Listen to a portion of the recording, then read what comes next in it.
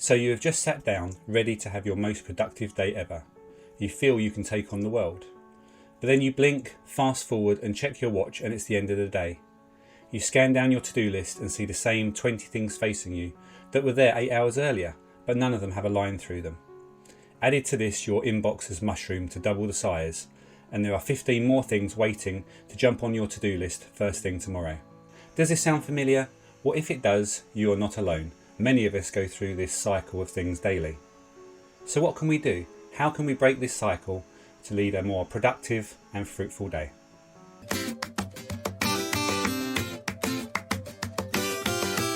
Hey friends, and welcome back to the channel that helps you to be more and do less. Now I believe in order to lead a fruitful life you need to have a balance of three things.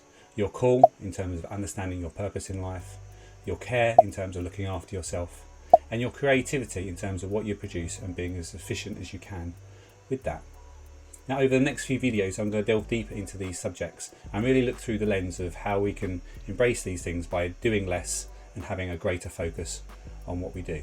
So today I'm going to start with looking at our creativity and suggesting 10 quick wins that we can put into place that will help us to be more creative and help us to be more productive in our creativity. The first quick win is to batch your tasks. This is all about doing similar tasks, similar activities together rather than doing them each and every day that we're working. So for example, we've been producing a set of 3 videos. Rather than doing design, record, edit and design, record, edit for each of the videos, you collect all the design work together and do that on one day. You collect together all the recording work together and do that on one day, and the same with then the editing. And the benefit of this is it saves us the cost of time switching or task switching. When we swap from one task to another, there's a cost associated to that. But if we can keep with the same thing together, we get more efficient at doing it. So why not give that a go and see how far you get. The next quick win is to do the right work at the right time. Now all of us have our most productive areas of the day where we're most energetic, most clear-minded. And in these times we need to make sure that we're doing the most important work, that work that is going to contribute the most to the goals or what we want to achieve in that day. So for example, for me, from 8 till 12 in the morning is my most productive day. That's when I'll do my most important task for today, especially if it's like writing work or recording a video. So it's important to safeguard these times and make sure that our most energetic and precious times are only doing the most important and valuable work.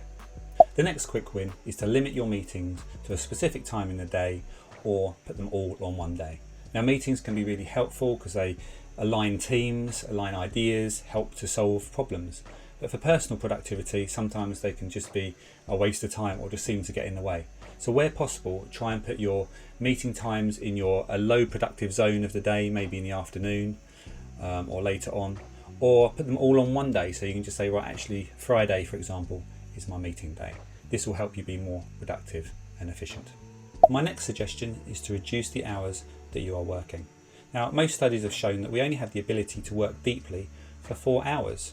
When we work beyond that, the returns in terms of our efficiency and productivity diminish, and sometimes it can be a negative return and becomes totally counterproductive. So imagine if you go from an 8-hour day, which is what most people work, to a 4-hour day. What it does, it changes your focus. It really makes you work deeply for 4 hours. It's the power of limits. It's a little bit like the example when you're writing a report. If you've got no limits and boundaries for that report, you'll just keep writing and you won't be very efficient in how you do it. You'll just put things down and won't really hone it down. But if you're giving a word limit or write it on one A4 page, then you actually really focus on what you're doing and are really intentional, because you need to only communicate in that limited space. And it's really the same for our time. If we limit our time and invoke that kind of power of limits, we'll become more efficient and productive. My 5th quick win is for us to say no more often. Now the majority of us have lots of opportunities, and therefore it's important that we make the right choices. So often we tend to be yes people, we'll just say yes to anything. But I've been using this question for a while now, where I ask myself, is this 100% yes? Am I fully committed to saying yes in this? If I'm not, then it will be a no. And the reason being is that I want to be totally committed to something. I want to give it 100%. And if I can't, then it's better to say no and miss that opportunity than to go into something half-heartedly. And while you might miss some opportunities and might make the wrong decision, the majority of them will be a yes where you wholeheartedly are a part of it and you make a difference and are productive and fruitful. My next suggestion is to silence the distractions. Now, if we don't set our environment in terms of what we work and the parameters for it, then it will be set for us. And we live in a world today which is all about distractions. It is made for it. So what we need to do is to create our environment, create the parameters of our environment so that we don't get distracted. So turn off the phone notifications. Let people know when you can be interrupted or not interrupted. If you're using programs on your computer that are not valid for the task that you're doing, then close them down. Don't have so many tabs open on your computer also. So try your best to silence those distractions and set the environment in terms of what you want to work in to be as fruitful and as productive as possible. My next quick win for you is to delete and delegate tasks more. Now, when faced with a task, you should always ask yourself the question, can I delete it? Should I really be doing it in the first place? Is it still adding the value that I thought it would do when I originally put it on my to-do list? If not, then delete it. The second thing then is to see if you can delegate it. If it can be delegated to someone where equal results or even better results can be achieved, then delegate it. Don't do it yourself. What you should be doing is things that you can uniquely do, where you can uniquely add value and be as productive and efficient as possible. There's a video link coming up now to a video where I talk more about deleting and delegating. My next suggestion is all around email in terms of sending less in order to receive less. Now, email is still worth a mention in productivity terms because our working environment and how we communicate is still made up a lot from email. But email has this sort of boomerang approach. You send something out and it will kind of automatically come back. But sometimes it can come back in multiple forms. We kind of play the game with each other, this email tennis, where we want to pass the responsibility on and get it out of our inbox so we can achieve inbox zero. But if you send fewer emails and send more concise emails, you're more likely to get not so much back into your own inbox. So try that and see how far you get. My next suggestion is to start small and easy. Now, we can be so overwhelmed with tasks and projects that are presented before us, but if we can break these down into small manageable chunks, then it begins to give us clarity and we begin to see where we need to head, and our overwhelm automatically reduces. Now, it might feel that we're creating more tasks by splitting it down, but what we're actually doing is allowing ourselves some easy steps that we can make that allows us to build momentum, that allows us to move forward and not be overwhelmed. So try that when faced with anything that feels overwhelming, split it down into the smallest task possible and start with the easiest element first. My final quick win for you today is to reduce your multitasking focus and focus on one thing. Now, multitasking used to be this badge of honour that everyone used to aspire to, and yes, in our life we will need to multitask on some things on some days, but the issue is that when we multitask, our quality of achieving and delivering something usually decreases. Now, multitasking involves splitting our time, splitting our focus, and there's always a cost to switching between things.